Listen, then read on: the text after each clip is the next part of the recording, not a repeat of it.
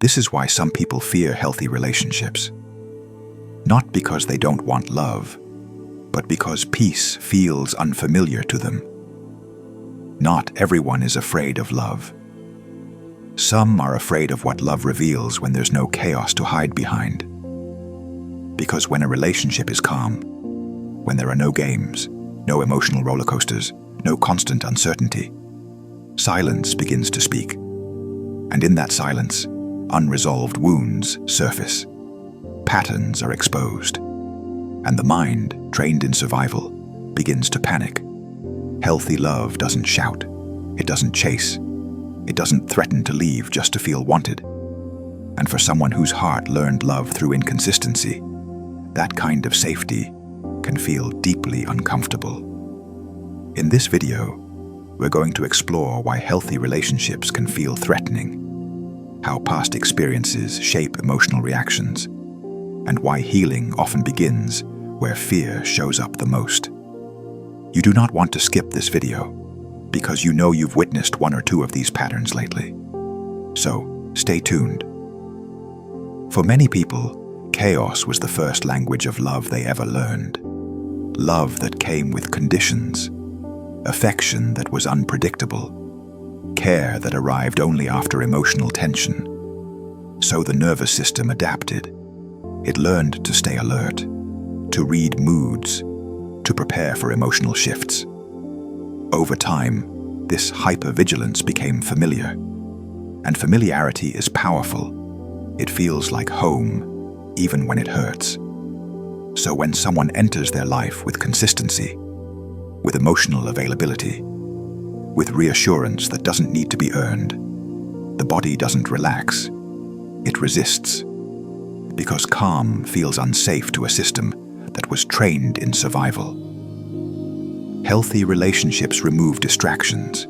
There's no drama to focus on, no emotional fires to put out, no chaos to distract from the self. And suddenly, a person is left alone with their thoughts, their fears, their insecurities, their unhealed wounds. In unstable relationships, pain is external. But in healthy ones, pain becomes internal.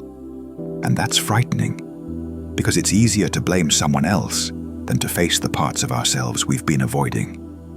Healthy love doesn't trigger confusion. It triggers awareness. And not everyone is ready for that. Trauma rewires the brain. It conditions the mind to associate intensity with connection and unpredictability with passion. So when love becomes steady, when affection doesn't fluctuate, when communication is clear, the brain interprets it as, "This feels boring. There's no spark. Something is missing." But what's actually missing is adrenaline. Peace doesn't produce the same chemical rush as anxiety.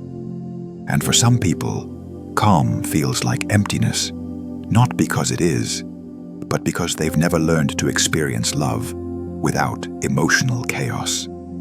A friend of mine, Raymond, once dated a girl named Sarah. They seemed to be very close and intimate most of the time. But after a while, she began to distance herself the more he offered care and attention. Not because she didn't want love, but to her loving someone deeply always ended in loss or hurt. Here's what you must acknowledge. Healthy relationships require accountability. You can't hide behind silence. You can't manipulate with withdrawal. You can't blame your partner for emotions you haven't processed. Healthy love invites growth. It gently asks, why do you shut down? Why do you pull away when things are good? Why does closeness make you uncomfortable? And for someone who has survived by avoidance, those questions feel like pressure. Not because the partner is demanding, but because growth is demanding. Healing asks for courage, and not everyone is ready to answer that call. In unhealthy relationships, people wear armor, defensiveness, sarcasm, emotional distance. But healthy relationships disarm you. They see you without the mask. They notice your patterns, They sense your shifts. And being truly seen can feel terrifying. Because what if you're not enough without your defenses? What if your flaws are exposed? What if someone sees you clearly and doesn't stay? For some, that level of intimacy feels more dangerous than rejection. So they overthink. They create distance. They test loyalty unnecessarily. They search for problems that don't exist, not because they want to lose the relationship, but because familiarity feels safer than healing. Leaving a healthy relationship can feel easier than staying and becoming someone new. Because healing means letting go of old identities, old coping mechanisms, old stories about love. And transformation is uncomfortable. But here's where the truth comes in. Healthy love doesn't feel exciting at first to everyone. Sometimes it feels quiet. Sometimes it feels slow. Sometimes it feels unfamiliar. But unfamiliar doesn't mean wrong. As healing happens, the nervous system recalibrates. Peace becomes pleasurable. Consistency feels grounding. Safety feels attractive. And love transforms from a battlefield into a place of rest. If you've been in a relationship dynamic like this, or you are an avoidant, then I believe this clearly resonated with you, but I want you to know this. Fear doesn't mean failure. It means there's something within you, asking to be healed, not hidden. And when you're ready, healthy love won't feel boring. It will feel like home. I urge you to join this new community to unveil the hidden intricacies of the mind and of human psychology.